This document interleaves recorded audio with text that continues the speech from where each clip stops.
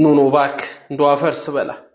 ይሄ ስንተኛ ቪዲዮ የመሰለ አደራ ላይ የክለቡ ሰጣለው ይለበለባሉ። ቢያንስ ላለመውረድ የሚጫወቱ ቲሞች እኮ በጣም እሳት ናችሁ። መጨረሻ አካባቢ አንተ ወልቭስን ይዘህ እኮ ሲቲ ባበደበት ዓመት ለሲቲ ፈተና ነበር። ኖቲንግሃም ፎረስትን ካለመውረድ ወደ ቶፕ 6 አምጥተዋል።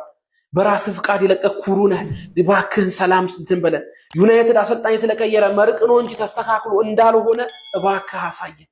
አምስተኛ ጨዋታ ካሸነፈ በቃ ይገለናል። ለቶፕ 4 ነው ለዋንጫው የኛ ነው የሚል ጭቅጭቅ። እኛ ደግሞ ከሲቲ ብቻውንም በቂ ነው። ከዩናይትድ ጋር መጨቃጨቅ አንፈልግም። እባክህ ለራስ ስትል እዛው ትወርዳታል። እስቲ እነ አምታቼ እነ ላጥላጥ ናግባ እስቲ ናግባው በዚህ ሳምንት እስቲ በውስጥ ዋጊነት ይሰጡህ እንደሆነ እናያለን።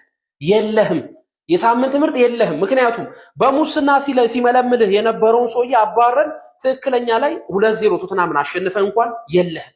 ማንም የለም። ኢምቤሞ ተበላቃቅጦ ደነሰውና እዚህ ድረስ ቪዲዮን ካይ ደግሞ ኮፒ ሊንክ አድርገን የሚመስለው ይሄ ልጅ ጸጉሩን መቆረጥ የሚፈልግ ነው። ዩናይትድም ምናምን ግን አርሰናል ከሚቋጥረው በላይ የሁሉም ደጋፊ ዩናይትድ 5 እንዳያሸንፍ ከሚቋጥረው በላይ ይሄ ሰውዬ ነው የሚቋጥረው። ለምን ጸጉሩን 5 ሾት አሸንፋችሁ ሰላጨ ማለት ከሶሻል ሚዲያቸው እንዲህ ምንቅር አድርገው ወጥቶ ነው የሚጥሉት። ሰለማንም ኮንተንቱ ያልቃል። አንድ ሰው ስለሱ የሚያወራለት የለም። 100% ልቡ ባፉ ልትወጣ ነው ደንግጦ ማለት ነው።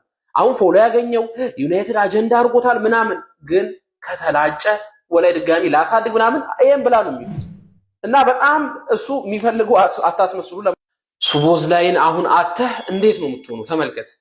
እኔ ይሄ ልጅ ትናንትና ኬዚያ ምን አይነት ግን በረከት ምን አይነት የሆነ ተጫዋች ነው እያልኩ ነበረ ትናንት ማለት ነው። ግን ይሄው እሱ በቀይ ወጥቶ ጭራሽ ያጎል 2-1 ነው ቢገባ ዝም ቢሎ ይሻል ነበረ። እሱን እንዴት ተከዋለ? ኋላህን እኮ ጠጋግነሃል የተጎዱብህን።